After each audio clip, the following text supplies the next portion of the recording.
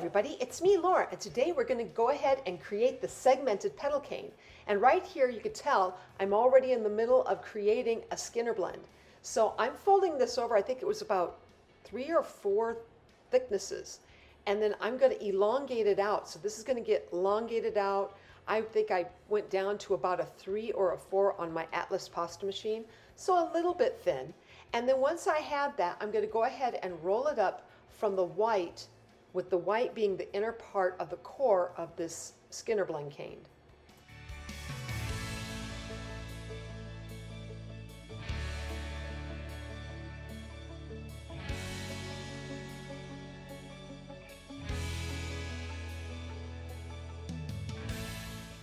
All right, now that I have that all rolled up into my Skinner blend cane, we're going to go ahead and I trimmed it up just a little bit, and then I'm going to take some black, and I ran this black out on a number 1 or a number 2 setting on my Atlas machine. So your second largest opening or third, whichever one you prefer. And then I went ahead and you're going to lay that down. It's going to be elongated out, trim it right to the beginning there, and then trim up on the side so it'll conform to the cane. And then you're going to roll this black up all the way around onto your Skinner blend cane. All right, so now you're going to wrap up your Skinner blend cane in this black clay, and when it reaches all the way around to the cut area, you will find a little grease mark. Cut just inside of that grease mark, and then the black clay will meet up evenly on the other side without any measuring. Once you have that, use your scissors or tissue blade to cut off any of the excess or extra black on the ends of this cane.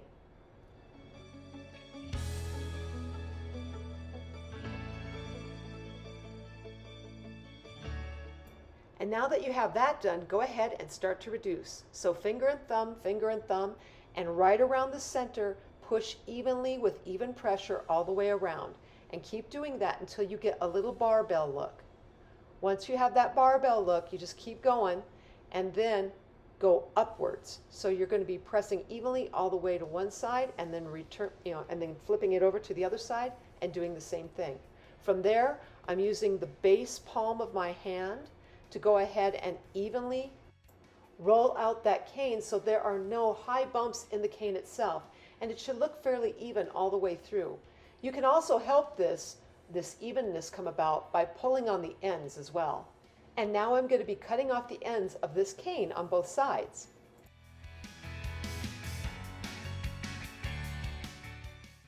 Now once I have that rolled out to the way I like it, I'm going to take my acrylic roller and I'm going to flatten this down onto the surface of my tile. Now I'm not going to push down real hard. I want to see it where it's almost like this look like an oval-like looking shape, but not quite. And it's going to be flat on both sides. And then once I do that, I take my ruler here and I'm going to measure this out, and I'm going to cut this thing completely in half.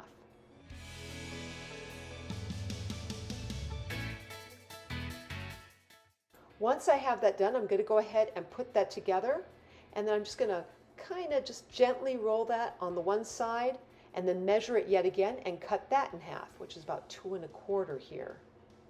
And then I'm going to put that together, and you're going to have these 4 segments come together, and this is the beginning of your segmented cane. So I'm going to take a little bit of red, and right here I'm creating that registration mark. Now in this particular petal cane, you really kind of need it. The reason why I say that is because you're going to have, when you put this together, and you can see I'm starting to reduce it and squish it more and more towards the center on both, you're going to get the outsides will start to deform a little bit, become a little bit more rounded, and the centers will kind of stay the same. And then I put my registration mark because I need to have a point in this petal cane.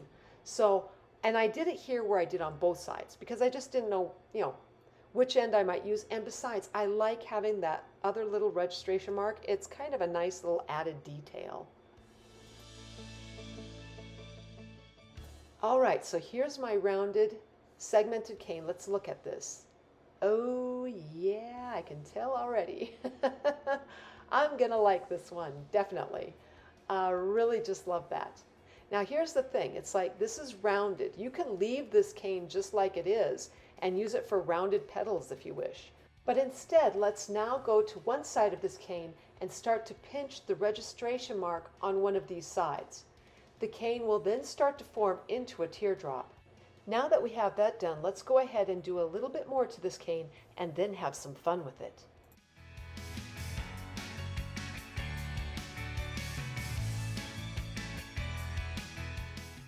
All right, now let's take a small piece of tile and place your cane on the tile so it lines up with the pointed part of the cane on the edge of it. Then use your acrylic roller to create more of a pointed teardrop. It might take a little bit more. I had to use 2 tiles right here to really get that to, form up. But once you get that going, do it on both sides where you roll the roller across evenly. You can tell I struggled here a little bit with 2 tiles on top of each other, so go ahead and maybe put some tape in between those 2 tiles to make sure that it won't be moving around on you all the time. Now we're going to have a little fun. Let's go ahead and take your tissue blade and cut off about 8 slices of this particular cane and have the point pointing inwards, and we're going to start to form our cute little fun little segmented flower. All right, now we're going to take a little bit of black clay, make a little tiny ball, and you're going to place that right in the center of your flower. Use your knitting needle, punch down on that, and you're going to have a little indent. So if you want to go ahead, you could go ahead and put a rhinestone in that as soon as it's all baked.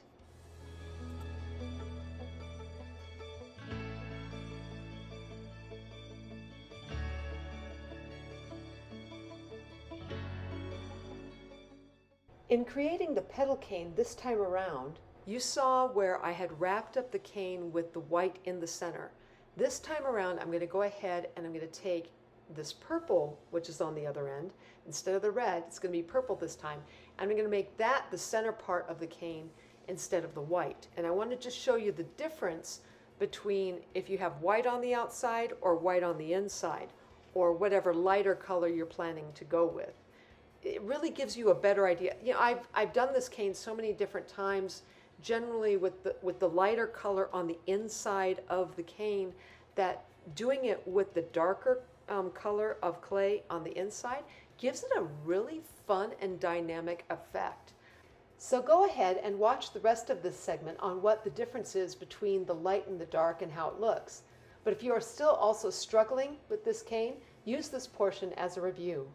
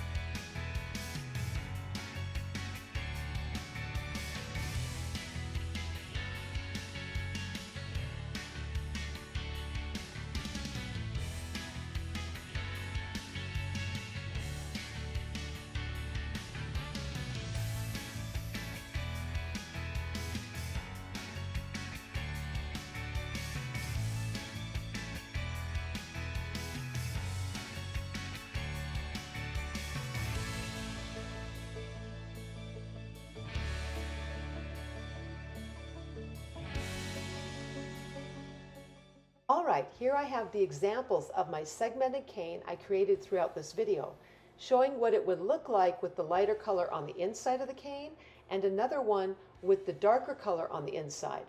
Please use this for reference and study, and if you liked this video, please like, subscribe, and leave me a comment. I'd love to hear what you guys are thinking. And as always, I am sending out my biggest hugs to each of you, and I hope you have a fantastic day.